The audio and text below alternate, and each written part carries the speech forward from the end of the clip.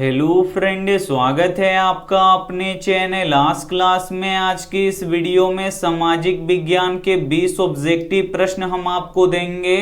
अगर इस 20 ऑब्जेक्टिव प्रश्न को आप सही कर देते हैं तो आप 2022 बोर्ड एग्जाम में टॉप करेंगे, ये हमारा गारंटी है। तो वीडियो को एकदम शुरू से लेके अंत तक देखिएगा और 20 में से 20 सही करने का कोशिश कीजिएगा। अगर आपका 20 में से 18 भी सही हो जाता है तो आप लोग 2022 बोर्ड एग्जाम में काफी अच्छे नंबर से पास होंगे, ये हमारा गारंटी है। तो वीडियो को एकदम शुरू से लेके अंत तक देखिएगा और चैनल को अभी तक आप सब्सक्राइब नहीं किए हैं तो चैनल को सब्सक्राइब कर लीजिएगा।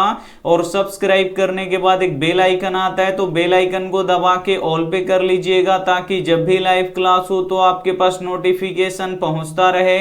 तो आइए शुरू करते हैं पहले नंबर प्रश्न से। तो पहला नंबर प्रश्न है कि कांजीरंगा राष्ट्रीय उद्यान किस राज्य में स्थित है। ए ऑप्शन है असम में, बी ऑप्शन है उत्तर प्रदेश में, सी ऑप्शन है पश्चिम बंगाल में, डी ऑप्शन है मध्य प्रदेश में। तो पहला नंबर प्रश्न काफी महत्वपूर्ण है आपके बोर्ड परीक्षा के लिए। यहाँ पे आपको बताना है कि कांजीरंगा राष्ट्रीय उद्यान किस राज्य में स्थित है। तो ये असम राज्य में स्थित है, इसे आपको याद रखना है। यहाँ पे ए ऑप्शन बिल्कुल ही सही हो जाएगा। ये देखते हैं अगला प्रश्न, दो नंबर प्रश्न है कि सुंदरवन किस राज्य में स्थित है। ए ऑप्शन है बिहार में, बी ऑप्शन है उत्तर प्रदेश में, सी ऑप्शन है पश्चिम बंगाल में, डी ऑप्शन है मध्य प्रदेश में। 2 नंबर भी प्रश्न काफी महत्वपूर्ण है आपके बोर्ड परीक्षा के लिए। यहाँ पे आपको बताना है कि सुंदरवन किस राज्य में स्थित है। तो सुंदरवन पश्चिम बंगाल में स्थित है, इसे आपको याद रखना है। यहाँ पे सी ऑप्शन बिल्कुल ही सही हो जाएगा। ये देखते हैं अगला प्रश्न, 3 नंबर प्रश्न है कि लखनऊ समझौता किस वर्ष हुआ। ए ऑप्शन है 1916 ईस्वी में, बी ऑप्शन है 1918 ईस्वी में, सी ऑप्शन है 1920 ईस्वी में, डी ऑप्शन है 1922 ईस्वी में। तो यहाँ पे आपको बताना है कि लखनऊ समझौता किस वर्ष हुआ। तो लखनऊ समझौता 1916 ईस्वी में हुआ, इसे आपको याद रखना है। यहाँ पे ए ऑप्शन बिल्कुल ही सही हो जाएगा। ये देखते हैं अगला प्रश्न, 4 नंबर प्रश्न है निम्न में से कौन मानव जनित आपदा है। ए ऑप्शन है सांप्रदायिक दंगा, बी ऑप्शन है आतंकवाद, सी ऑप्शन है रेल दुर्घटना, डी ऑप्शन है इनमें से सभी। तो यहाँ पे आपको बताना है कि निम्न में से कौन मानव जनित आपदा है। तो जो सांप्रदायिक दंगा है ये मानव जनित आपदा है, और जो आतंकवाद होता है ये भी मानव जनित आपदा होता है, और ये जो रेल दुर्घटनाएं होती हैं ये भी मानव जनित आपदा होती हैं। यानी इनमें से सभी मानव जनित आपदा है, इसे आपको याद रखना है। यहाँ पे डी ऑप्शन बिल्कुल ही सही हो जाएगा। ये देखते हैं अगला प्रश्न, 5 नंबर प्रश्न है कि दूध के उत्पादन में लाई गई क्रांति कौन सी है। ए ऑप्शन है हरित क्रांति, बी ऑप्शन है श्वेत क्रांति, सी ऑप्शन है पीली क्रांति, डी ऑप्शन है लाल क्रांति। 5 नंबर भी प्रश्न काफी महत्वपूर्ण है आपके बोर्ड परीक्षा के लिए। यहाँ पे आपको बताना है कि दूध के उत्पादन में लाई गई क्रांति कौन सी है। तो श्वेत क्रांति है, इसे आपको याद रखना है, काफी महत्वपूर्ण प्रश्न है। यहाँ पे बी ऑप्शन बिल्कुल ही सही हो जाएगा। काफी महत्वपूर्ण हम आपको 20 ऑब्जेक्टिव प्रश्न देंगे और आपको 20 में से 20 सही कर देना है। अगर आपका 20 में से 20 सही हो जाता है तो आप लोग 2022 के टॉपर बनिएगा, ये हमारा गारंटी है। अगर आपका 20 में से 18 भी सही होता है तो आप लोग 2022 के परीक्षा में काफी अच्छे नंबर से पास होइएगा, ये हमारा गारंटी है। तो वीडियो को एकदम शुरू से लेके अंत तक देखिएगा और 20 में से 20 लाने का कोशिश कीजिएगा। और वीडियो को लाइक नहीं किए हैं तो प्लीज आप लोग वीडियो को लाइक भी कर दीजिएगा। ये देखते हैं अगला प्रश्न, 6 नंबर प्रश्न है कि नागार्जुन परियोजना किस नदी पर स्थित है। ए ऑप्शन है गंगा नदी पर, बी ऑप्शन है कृष्णा नदी पर, सी ऑप्शन है यमुना नदी पर, डी ऑप्शन है कावेरी नदी पर। तो यहाँ पे आपको बताना है कि नागार्जुन परियोजना किस नदी पर स्थित है। तो नागार्जुन परियोजना कृष्ण नदी पर स्थित है, इसे आपको याद रखना है। यहाँ पे बी ऑप्शन बिल्कुल ही सही हो जाएगा। ये देखते हैं अगला प्रश्न, 7 नंबर प्रश्न है कि टैक्सोल का उपयोग किस में किया जाता है। ए ऑप्शन है मलेरिया में, बी ऑप्शन है एड्स में, सी ऑप्शन है कैंसर में, डी ऑप्शन है टीबी में। 7 नंबर भी प्रश्न काफी महत्वपूर्ण है आपके बोर्ड परीक्षा के लिए। यहाँ पे आपको बताना है कि टैक्सोल का उपयोग किसमें किया जाता है, तो टैक्सोल का उपयोग कैंसर के इलाज में किया जाता है, इसे आपको याद रखना है। यहाँ पे सी ऑप्शन बिल्कुल ही सही हो जाएगा। ये देखते हैं अगला प्रश्न 8 नंबर। 8 नंबर प्रश्न है निम्न में से कौन सी मिट्टी सर्वाधिक उपजाऊ है। ए ऑप्शन है पर्वतीय मिट्टी, बी ऑप्शन है मरुस्थलीय मिट्टी, सी ऑप्शन है पीली मिट्टी, डी ऑप्शन है जलोढ़ मिट्टी। तो यहाँ पे आपको बताना है कि निम्न में से कौन सी मिट्टी सर्वाधिक उपजाऊ है, तो जलोढ़ मिट्टी सर्वाधिक उपजाऊ होती है, इसे आपको याद रखना है। काफी महत्वपूर्ण प्रश्न है। यहाँ पे डी ऑप्शन बिल्कुल ही सही हो जाएगा। ये देखते हैं अगला प्रश्न 9 नंबर।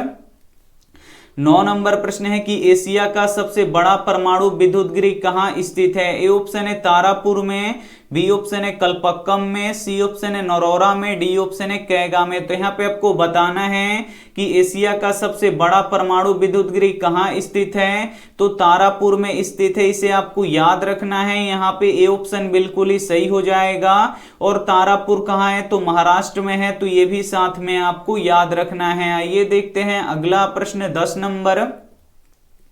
10 नंबर प्रश्न है कि रेल वर्कशॉप कहाँ स्थित है। ए ऑप्शन है जमालपुर में, बी ऑप्शन है पटना में, सी ऑप्शन है छपरा में, डी ऑप्शन है गोंडा में। 10 नंबर भी प्रश्न काफी महत्वपूर्ण है आपके बोर्ड परीक्षा के लिए। यहाँ पे आपको बताना है कि रेल वर्कशॉप कहाँ स्थित है, तो रेल वर्कशॉप जमालपुर में स्थित है, इसे आपको याद रखना है। यहाँ पे ए ऑप्शन बिल्कुल ही सही हो जाएगा। ये देखते हैं अगला प्रश्न 11 नंबर।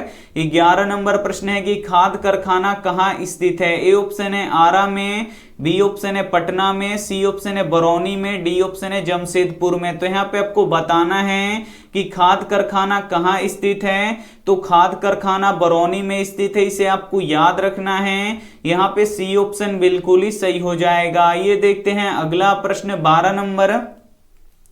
12 नंबर प्रश्न है कि भूकंप की तीव्रता किससे मापी जाती है। ए ऑप्शन है मल्टीमीटर से, बी ऑप्शन है फोकस से, सी ऑप्शन है रिक्टर स्केल से, डी ऑप्शन है सुनामी से। तो यहाँ पे आपको बताना है कि भूकंप की तीव्रता किससे मापी जाती है, तो रिएक्टर स्केल से मापा जाता है, इसे आपको याद रखना है। यहाँ पे सी ऑप्शन बिल्कुल ही सही हो जाएगा। ये देखते हैं अगला प्रश्न 13 नंबर।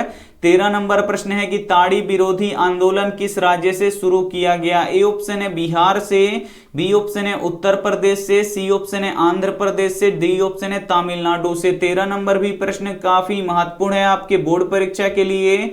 यहाँ पे आपको बताना है कि ताड़ी विरोधी आंदोलन किस राज्य से शुरू किया गया, तो आंध्र प्रदेश से शुरू किया गया, इसे आपको याद रखना है। यहाँ पे सी ऑप्शन बिल्कुल ही सही हो जाएगा। ये देखते हैं अगला प्रश्न 14 नंबर। 14 नंबर प्रश्न है कि भारत में दल बदल कानून किस वर्ष लागू किया गया। ए ऑप्शन है 1975 में, बी ऑप्शन है 1980 में, सी ऑप्शन है 1985 में, डी ऑप्शन है 1990 में। तो यहाँ पे आपको बताना है कि भारत में दल बदल कानून किस वर्ष लागू किया गया, तो 1985 ईस्वी में लागू किया गया, इसे आपको याद रखना है। काफी महत्वपूर्ण प्रश्न है ये आपके बोर्ड परीक्षा के लिए। यहाँ पे सी ऑप्शन बिल्कुल ही सही हो जाएगा। ये देखते हैं अगला प्रश्न 15 नंबर। 15 नंबर प्रश्न है कि बिहार के किस जिले की प्रति व्यक्ति आय कम है। ए ऑप्शन है नालंदा जिला का, बी ऑप्शन है रोहतास जिला का, सी ऑप्शन है सिवान जिला का, डी ऑप्शन है शिवहर जिला का। तो यहाँ पे आपको बताना है कि बिहार के किस जिले का प्रति व्यक्ति आय कम है, तो शिवहर जिला का प्रति व्यक्ति आय सबसे कम है, इसे आपको याद रखना है। यहाँ पे डी ऑप्शन बिल्कुल ही सही हो जाएगा। और पटना जिला का प्रति व्यक्ति आय सबसे अधिक है, तो इसे भी साथ में आपको याद रखना है। और वीडियो को अभी तक आप लाइक नहीं किए तो प्लीज आप लोग वीडियो को लाइक कीजिएगा और आप लोग 20 में से 20 लाने का कोशिश कीजिएगा। आइए देखते हैं अगला प्रश्न यहाँ पे 16 नंबर। 16 नंबर प्रश्न है कि यूरोप का मरीज किस देश को कहते हैं। ए ऑप्शन है अमेरिका को, बी ऑप्शन है जापान को, सी ऑप्शन है तुर्की को, डी ऑप्शन है भारत को। तो यहाँ पे आपको बताना है कि यूरोप का मरीज किस देश को कहते हैं, तो यूरोप का मरीज तुर्की को कहते हैं, इसे आपको याद रखना है, काफी महत्वपूर्ण प्रश्न है। यहाँ पे सी ऑप्शन बिल्कुल ही सही हो जाएगा। ये देखते हैं अगला प्रश्न 17 नंबर प्रश्न है कि कोयला कितने प्रकार के होते हैं। ए ऑप्शन है 3, बी ऑप्शन है 5, सी ऑप्शन है 6, डी ऑप्शन है 4। तो यहाँ पे आपको बताना है कि कोयला कितने प्रकार के होते हैं। तो कोयला 4 प्रकार के होते हैं, इसे आपको याद रखना है। यहाँ पे डी ऑप्शन बिल्कुल ही सही हो जाएगा।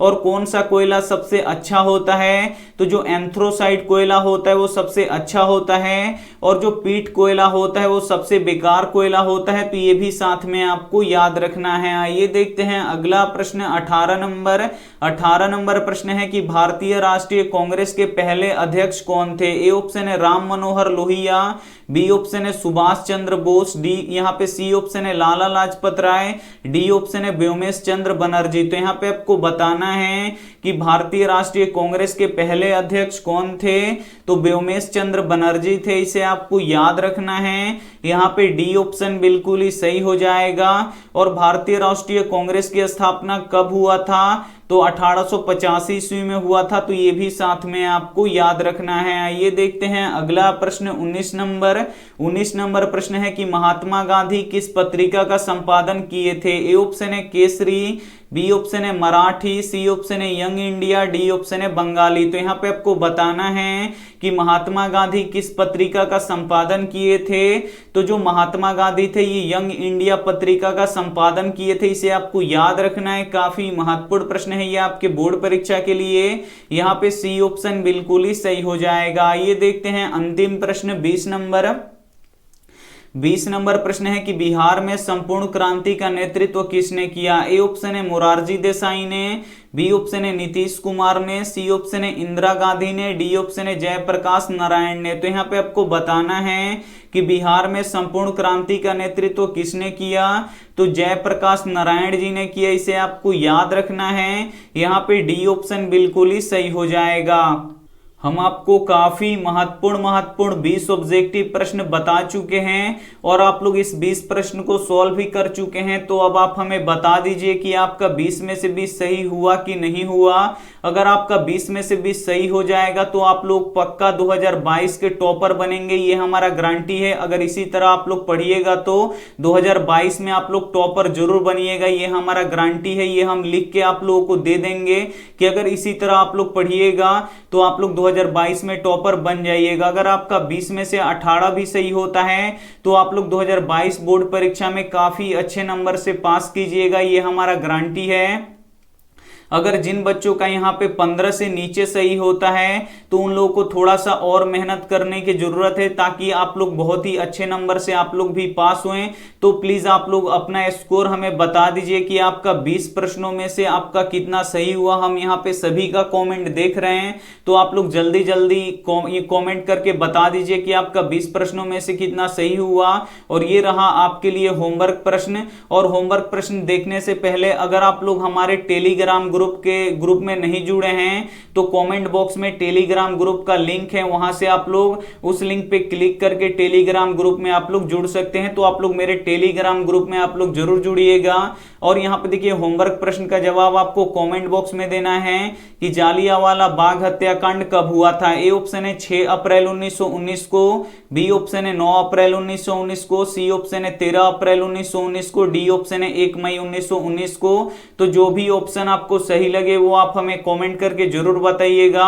अगर आपका कमेंट सही होगा तो हम आपके कमेंट का रिप्लाई 100% देंगे, ये हमारा गारंटी है। और वीडियो को अभी तक आप लाइक नहीं किए तो प्लीज आप लोग वीडियो को लाइक कीजिएगा, अपने दोस्तों के पास इस वीडियो को जरूर शेयर कीजिएगा। और चैनल को अभी तक आप सब्सक्राइब नहीं किए हैं तो चैनल को सब्सक्राइब करके साथ में बेल आइकन को ऑल पे दबा लीजिएगा, ताकि जब भी लाइव क्लास हो तो आपके पास नोटिफिकेशन पहुंचता रहे।